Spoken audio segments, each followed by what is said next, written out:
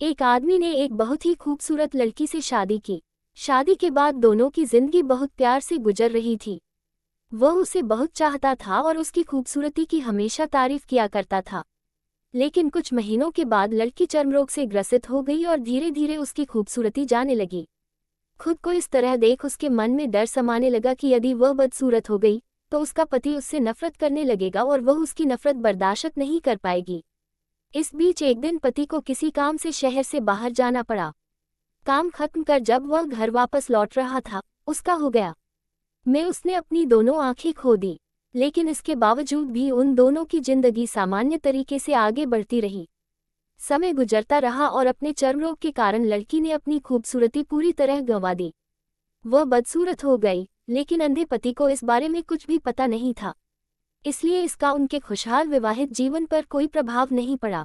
वह उसे उसी तरह प्यार करता रहा। एक दिन उस लड़की की मौत हो गई। पति अब अकेला हो गया था। वह बहुत दुखी था। वह उस शहर को छोड़कर जाना चाहता था। उसने अंतिम संस्कार की सारी क्रियाविधि पूर्ण की और शहर छोड़कर जाने लगा। तभी एक आदमी ने पीछे से उसे पुकारा और पास आकर कहा, अब तुम बिना सहारे के अकेले कैसे चल पाओगे? इतने साल तो तुम्हारी पत्नी तुम्हारी मदद किया करती थी। पति ने जवाब दिया, दोस्त, मैं अंधा नहीं हूँ। मैं बस अंधा होने का नाटक कर रहा था, क्योंकि यदि मेरी पत्नी को पता चल जाता कि मैं उसकी बदसूरती देख सकता हूँ तो यह उसे उसके रोग से ज्यादा दर्द देता।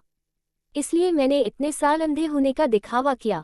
वह बहुत अच्छी पत्नी थी। मैं बस उसे खुश रखना चाहता था।